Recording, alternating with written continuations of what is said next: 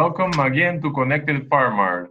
Today is the day to talk again with Mike Zuzolo, our top expert on commodities. He can talk about all commodities, and today he's going to speak with us about the pre-USDA Wasde data and a bunch of numbers coming from the international estimates.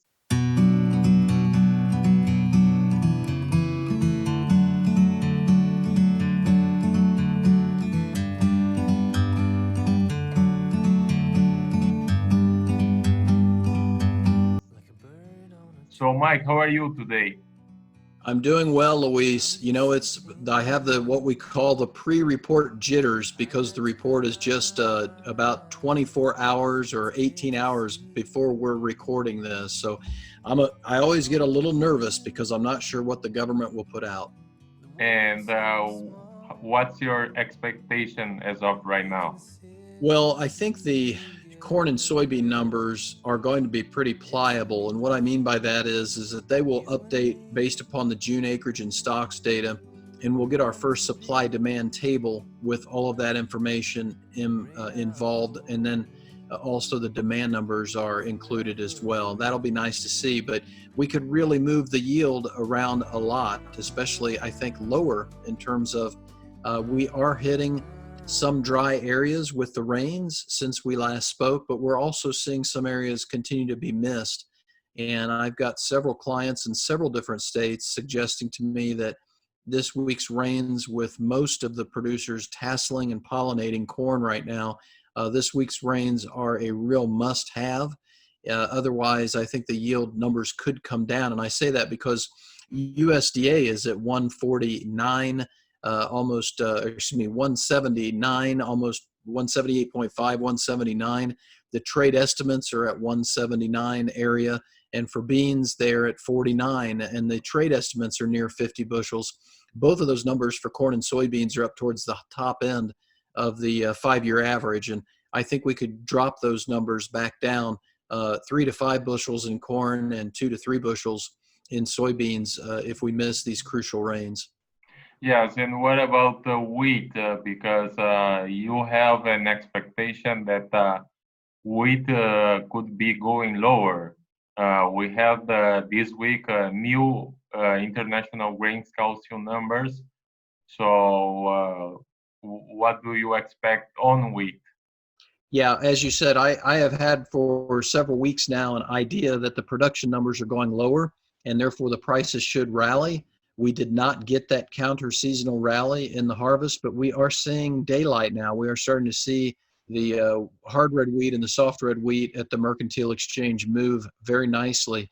And we are indeed getting a lot more yield reports from central and northern Kansas, western Kansas, and the yields are hit by the frost and the freezes as well as the dry weather. So the report, I think that's where the numbers from USDA, both globally and domestically, I would look for a reduced production number so that we can come off those big global numbers that they build up in both May and June. That, Luis, is a very big portion and a very big key as to whether the U.S. Crop prices, the futures prices for corn and beans, can continue to go higher. If we don't get supportive wheat numbers Friday, we're going to be pretty much relying solely upon the weather, because we're also seeing a toppy crude oil market, a toppy equities market, and a dollar market that looks very, very much like it may want to put a low in here in the short term, which would make sense given the Chinese currency just hit a 4-month high, and the Hong Kong equity index, the Hang Seng, was able to hit its 200-week moving average for the first time since, I believe, early March, so before COVID struck. That's where the equities markets are in China again, and obviously our markets are trying to get back towards those levels as well, and if not, get towards the all-time highs again. One thing I can say on my own account is that the USDA numbers regarding the South American crop will have some delay if you consider the weather problems, the recent weather problems in South America.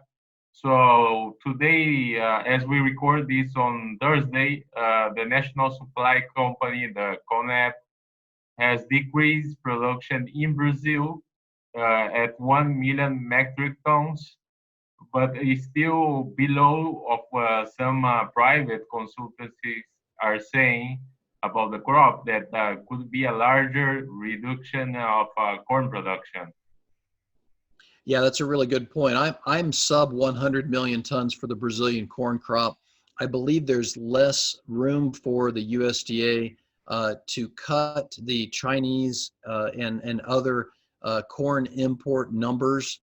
But the USDA Ag Attaché just this past week, earlier in the week, did cut the soybean imports for China, both for 2019 and 2020, several million tons, between 4 and 5 million tons, if memory serves me right. So we could indeed see a reduced production number coming out of South America, but that may be also complemented with a reduced import number for China because of that Ag Attaché report. So I continue to think and feel as though until we get to the month of August, the corn market has more upside potential in price than the beans do, because the beans are already carrying quite a premium and expectations are high and have been high that China will continue to buy our beans. And you have been correct. I got to give you a big shout out, because the latest farmer selling numbers that came from South America and Brazil from the government was putting the farmer sales of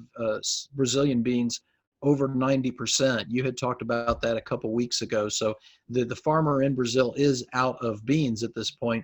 The question is, does China need those beans? And the Ag Attaché alluded to the idea that African swine fever was still a big problem in China. I would agree with that.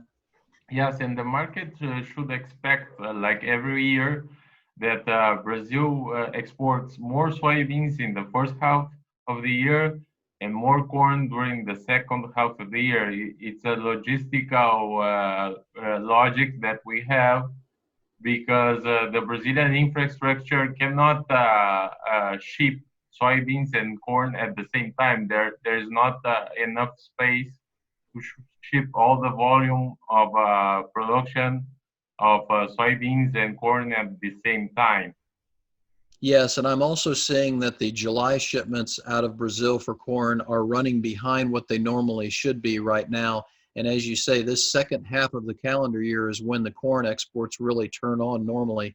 I still feel supported that the Ukrainian crop, the Brazilian crop, the Argentine crop, all of these crops are low enough that the United States should still be in pole position to take on extra demand. But we have to realize that as the prices go higher, unless currencies are offsetting that, like the Chinese currency is getting more buying power, that doesn't mean as much to a rising price at the Gulf of Mexico. But as these prices go higher, we have to keep that demand destruction and demand rationing in the forefront of our minds. But the next 30 days, I think, is really about weather and supply. Yes, the Argentinian crop is probably going to be smaller also. Yes, I think that the Argentine crop is also probably going to be sub 50 million on the 50 million metric tons on the corn crop as well, especially given that late weather that they had during corn filling and cob filling. So I think you've got an issue where you're probably going to have a lot of tip back, as we call it, where the ears didn't completely fill out. Yes. And one thing I was going to ask you, it's about the stock market, because we talk a lot about the macroeconomic data. And one trend that has been occurring in the United States over the last few days is that the Nasdaq is very detached from the Dow Jones and other stock markets, and you you follow very closely the energy markets. How do you assess this difference? Yeah, and I'm not a stockbroker, so I don't have a license here in the United States to sell stocks. But as you say, I have to watch them because these assets are all interrelated and interconnected.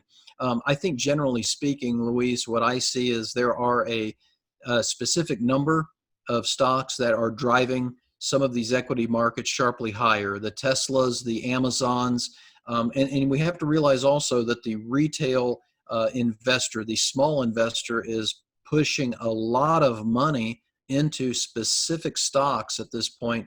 We're even hearing up here in the United States that the PPP money has been invested into the stock market by some of the younger people, younger than me, in terms of just picking individual stocks that are very specific.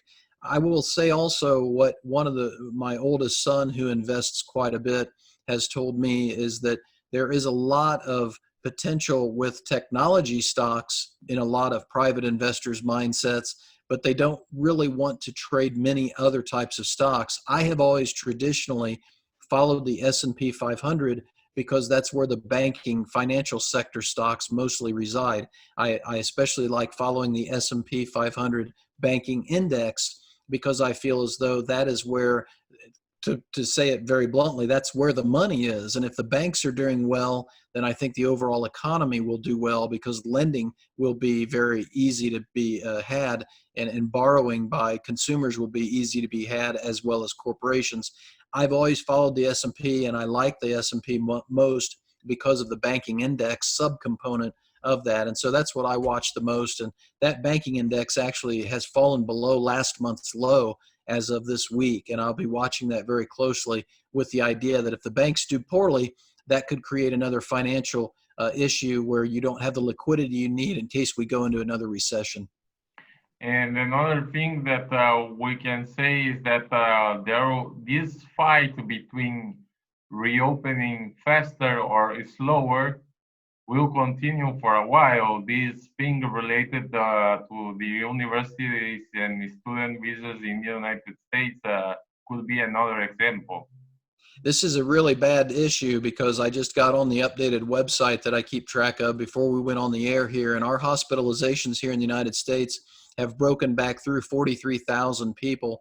And that puts you at levels not seen since mid-May. So we are really starting to struggle. Some states like Arizona and Texas are hitting a capacity of their beds at about 90% at this point. As far as hospital beds, they only have about 10% vacancy right now for taking on new patients. This is really the heart of that July 4th summer grilling and summer driving seasonal that we've been talking about. And I have to make plans for a really tough patch going into fourth quarter calendar 2020 here if we don't open our institutions and our schools and our colleges and the autumn sports, all the hamburgers and hot dogs that are sold and all the grilling that is done for all the football games and all the things that go on. That is a big portion of our demand and consumption here in the United States, as well as the restaurants having to go back to a minimum number of people and lower staff numbers in some of these key high population density areas. This is not what I wanted to see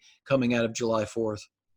Yes, and what do you see for the coming months? Because you always like to anticipate a little bit the trends that are coming.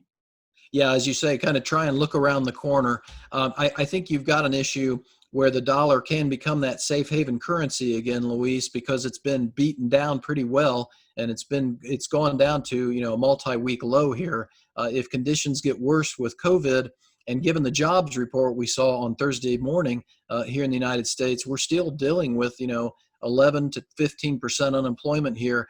That is still almost double what we had at the worst stages of the Great Recession back in 2008, 2009.